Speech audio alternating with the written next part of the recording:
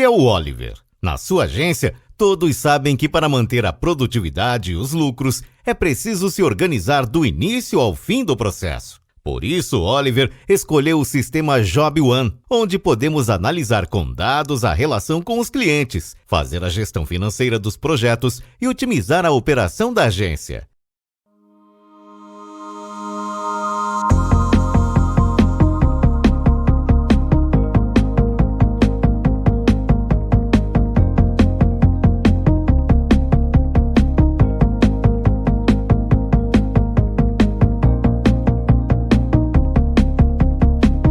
Primeiro de tudo, parabenizar o Cássio aqui, o Danilo, pelas apresentações. Cara, eu realmente assisti as duas, fiquei assistindo ali nos bastidores e foi realmente duas apresentações incríveis.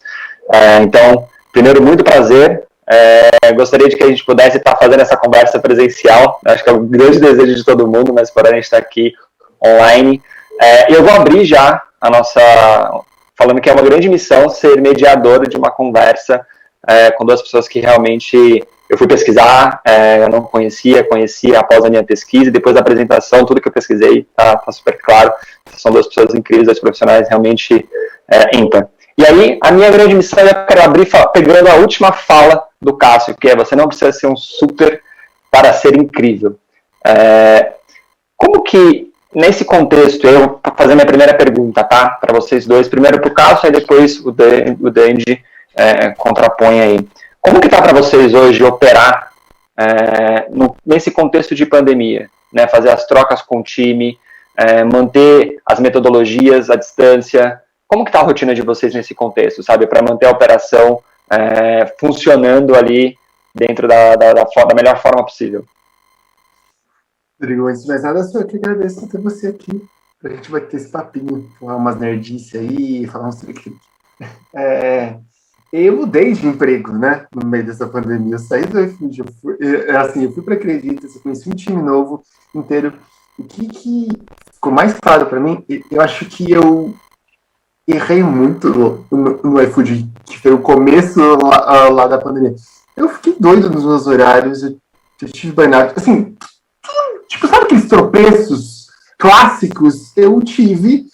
E eu tive uma oportunidade de dar um reset quando eu mudei de empresa. Eu falei assim, não, galera, se eu continuar fazendo a mesma coisa, eu simplesmente vou ficar louco. Porque, como a gente estava conversando aqui no backstage, a gente começa a trabalhar às 19 horas. A gente efetivamente começa a tangibilizar. Sabe quando a poeira começa a baixar e você efetivamente consegue criar suas histórias, criar seus materiais, conversar com o time, interagir? Então... A provocação que eu faço de novo, o super parece que é muito longe, sabe? O super parece muito inalcançável. Traz pro seu dia a dia, mano. Seja incrível nas suas pequenas coisas. Quanto é a quantidade de conteúdo que a gente já troca nas nossas reuniões e depois a gente tem que tangibilizar depois? Então, o que eu tô tentando fazer e tem dado muito certo, eu brinco que eu virei o viciado do Miro. Toda reunião que a gente começa, eu já compartilho tela. Não precisa de PPT, PowerPoint, às vezes precisa, mas quando não, mete post-it no Miro mesmo, consolida já todo o seu conhecimento. Como a pergunta é, como que aquela reunião pode se tornar uma reunião operacional mesmo? E eu brinco que eu estou criando no Miro vários multiversos. Porque você vai começando a separar, você faz por cliente, por contexto, por produto, por jornada, o que fizer sentido, e você vai consolidando. Porque o que eu também tentei tirar proveito disso é como a gente tem que se tornar muito mais visual e muito mais... Antes eu ia para um quadro negro, era um quadro branco, e ia lá, rabiscava, a gente desenhava post-it junto. Agora não mais. Então, é uma tiração de print, Rodrigo, que fica muito louco, mano. É um recorta-cola de material e não é brincadeira, sabe? Você não trabalhar depois das 19. Não é brincadeira você trabalhar no seu final de semana. Uma hora a conta vem.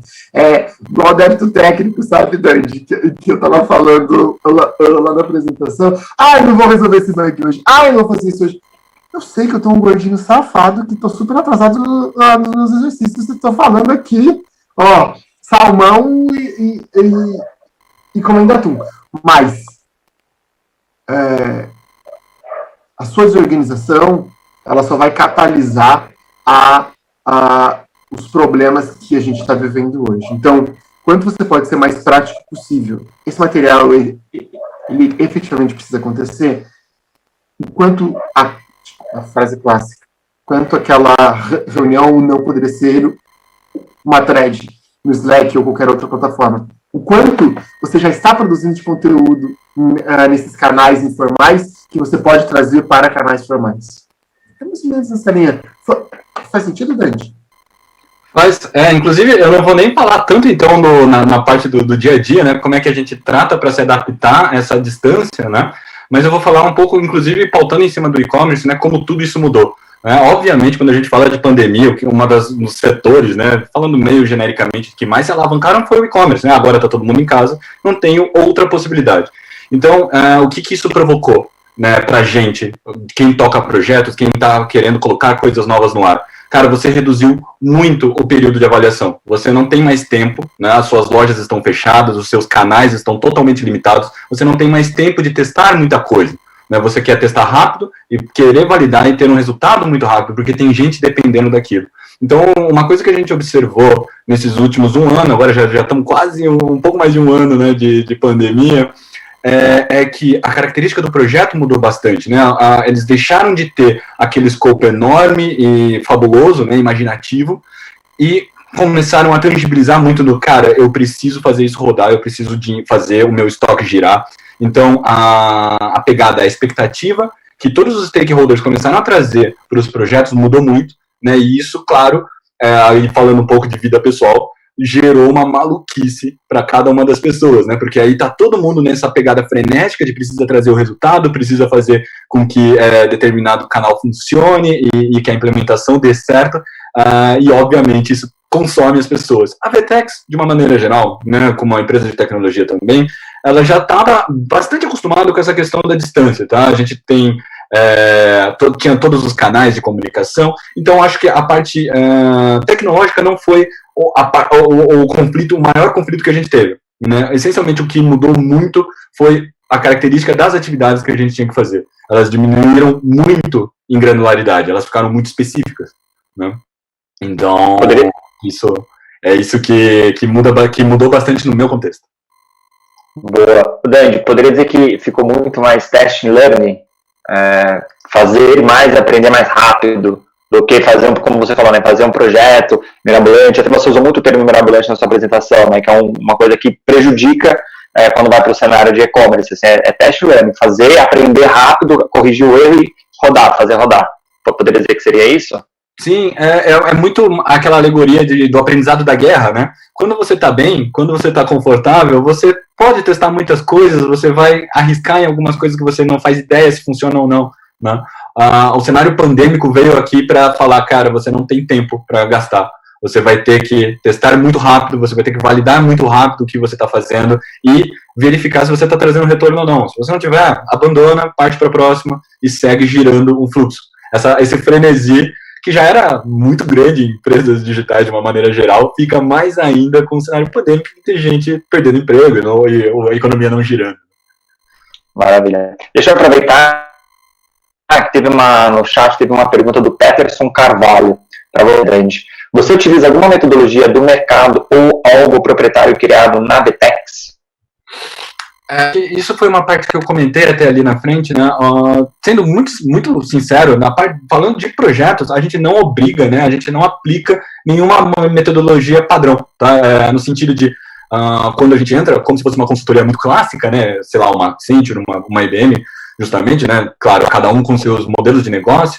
A gente não está tanto preocupado com a forma na qual a gente toca o projeto, mas sim com o propósito, que foi aquilo que eu comentei, né? Então, independentemente de como você vai fazer a gestão daquela dinâmica, você precisa sempre deixar o cliente seguro e consciente do que está acontecendo. Então aí, cara, vai muito da característica do projeto, né? Se você está falando de um ágil mais recente, ou se você está falando dos conceitos antigaços de waterfall, cara, sinceramente, isso é uma opinião particular, tá? Isso não é a coisa que mais importa.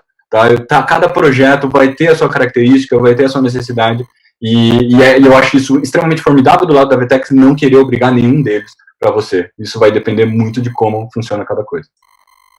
Maravilha. Então, para o Cássio, até vou Cássio, exatamente como o Dante comentou, a agilidade já nos ensina que são pessoas acima de processos. Então, qual é o... Aqui, eu tô lá no meu cinto do Batman lá, viu, gente? Eu não sou só o Marvel, eu também sou um trick DC, Dante. Temos uma conversa sobre DC aí, hein? Gosto de DC também. Não adianta nada eu querer empurrar ferramentas, não adianta nada eu querer empurrar coisas se eu não vou resolver a dor, sabe? A programação, ela já nos ensina que não é PHP, Ruby, Node, Python, Java, é o que precisa ser. Então, um exemplo que eu gosto muito, e é super antigo, Rodrigo, que eu gosto muito, é que a gente vai tomar muito cuidado, porque se a gente começa a empurrar coisas, a gente se torna martelo. E para martelo, tudo é prego, né? Só tem uma forma de resolver as coisas. Verdade. Acho que faz todo sentido a analogia. E pegando um pouco o gancho disso e falando um pouco da Marvel e trazendo um pouco do contexto da sua apresentação, Cássio, definir uma história. Né, acho que hoje, quando a gente traz, eu faço um paralelo aqui e indago vocês em definir uma história, está muito para mim ligado no contexto do escopo do projeto, né, como que você define aquele projeto. E acho que depois dessa definição é que ele vai acontecer aí, como o Dandy falou, e você também reforçou, Cássio, a metodologia vai ser a partir disso, né, se você vai usar uma metodologia ágil, se você vai usar uma metodologia waterfall, enfim, como que é para vocês definir essa história em cada um dos negócios que vocês atuam, sabe?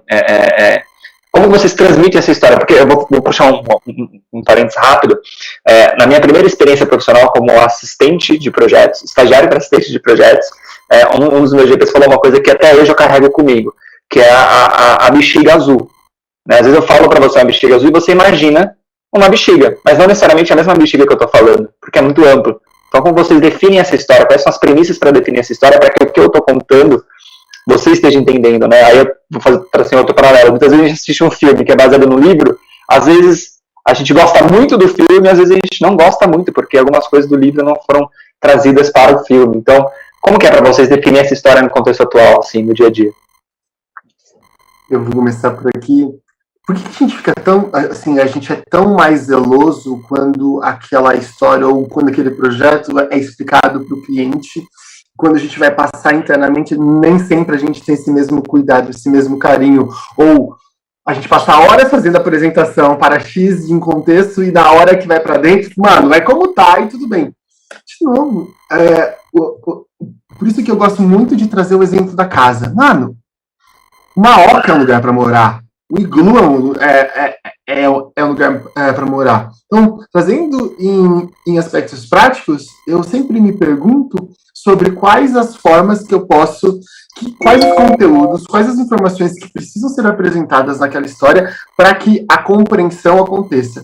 E é aquele ciclo básico de desenvolvimento de produto, que é que dor que eu estou pretendendo resolver, para quem é aquela dor, trazer referências quem já resolve aquela dor, por que eu sou diferente daquela pessoa, daquela solução que resolve aquela dor. Eu estou pensando em algo mais estruturante ou estou pensando em uma aspirina mesmo? Algo rápido que ele vai amenizar aquela dor. Então, uma vez tangibilizado tudo isso em uma história mesmo, a gente pode ser post-it, Trello, o que for, aí normalmente a gente tem um momento da nossa planning que basicamente eu explico e eu conto a minha versão daquela história. Daí, Rodrigo, nossa conferência se efetivamente o time entendeu. Porque lá no final, que não pode ser uma receita de bolo, que facilmente a gente cai nessa, tem os nossos critérios de sucesso. Então, se o time não entendeu aquele critério de sucesso, ou lê errado, interpreta errado, aquilo quer dizer que eu passei de uma forma não construtiva. Eu dei um exemplo de uma história, só que a primeira coisa que eu faço quando eu chego em um time novo é, gente, dentro desse contexto, como vocês preferem receber informação? Ali eu dei o exemplo lá dos Hs, mas, gente, pode ser ficha de hipótese, pode ser tanto, jornada de usuário, jobs to be done, tem tantas, de novo, no nosso cinto pode ter tantas coisas que não precisa ter tudo. E também precisa ser o que faz sentido.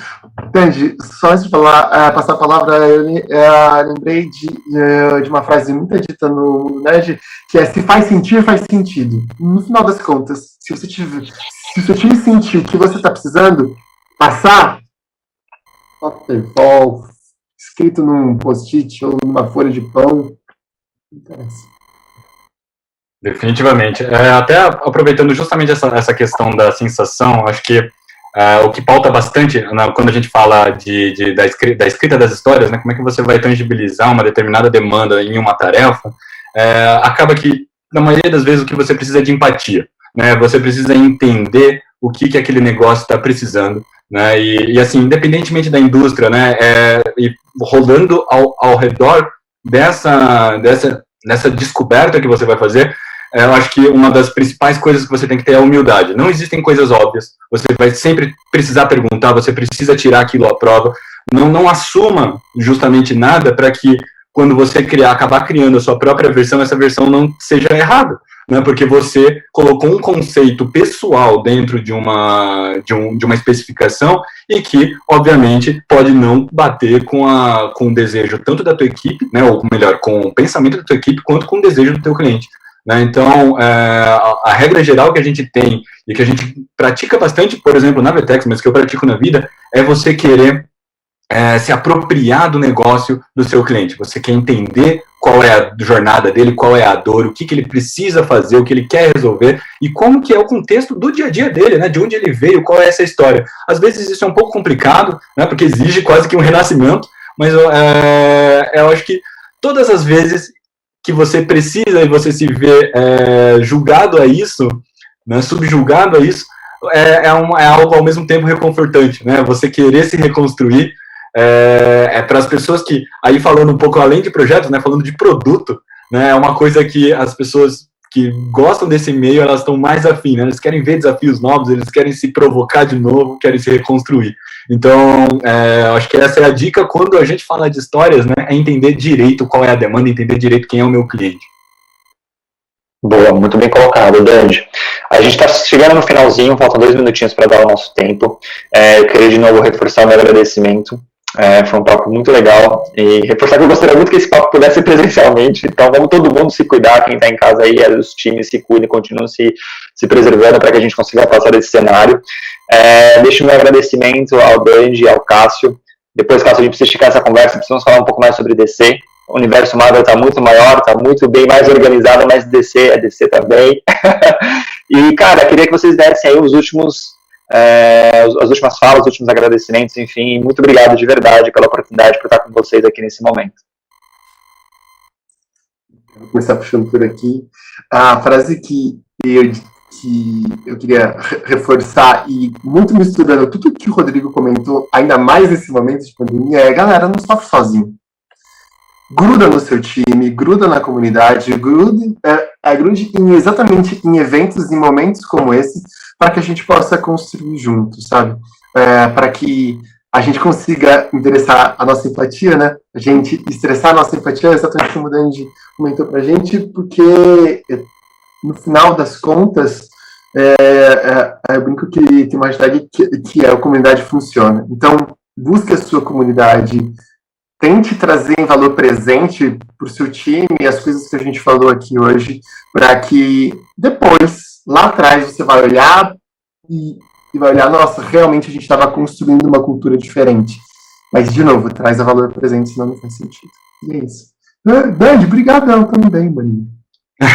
Boa, deixa eu só então fazer as minhas deixas finais, né, as minhas palavras finais, mas é justamente, então, já vou começar agradecendo você, Cássio e Rodrigo, por esse papo, nesses nossos últimos 20, 25 minutinhos, mas de uma maneira geral, a mensagem que eu quero trazer é bem nesse contexto de pandemia, né? Tentem não ficar malucos em casa, isso eu acho que é uma coisa que ainda vai durar mais um tempinho. A gente queria que tivesse durado um mês, que tivesse carnaval, mas que, cara, admitindo, né, aceitando que isso vai acontecer, cara, se reinventem, né? Não deixem para a pandemia acabar, para você começar a mexer, a aprender coisas novas. Justamente eventos como esse, como o Cássio falou, ecossistema, conversar com o cara do lado para tentar aprender uma coisa nova, é uma das coisas mais importantes que você vai fazer. E aí, falando um pouco não só para hoje, mas como para o resto da sua vida, né, você vai fazer, falando um pouco do que eu comentei hoje na minha apresentação, é justamente quando você trabalha a sua expertise, né, o teu ferramental para entender melhor o negócio, entender melhor os problemas, você acaba sendo mais estratégico no seu dia a dia, né, e ser estratégico vai acabar fazendo com que você tenha menos surpresa, né, quando você executa um determinado projeto, né, e isso, obviamente, é o que todo mundo precisa, né, menos surpresas desagradáveis, digamos assim. Surpresa boa, tudo bem, eu também espero. Mas, enfim, acho que é isso. Muito obrigado também, Rodrigo, de novo mais uma vez, Cássio. E até a próxima, pelo meu lado. Boa, até a próxima, com certeza. E passo para você, Ramonzinho. Espero que todo mundo que tenha assistido aí tenha curtido e estamos aí. Estamos todo mundo junto.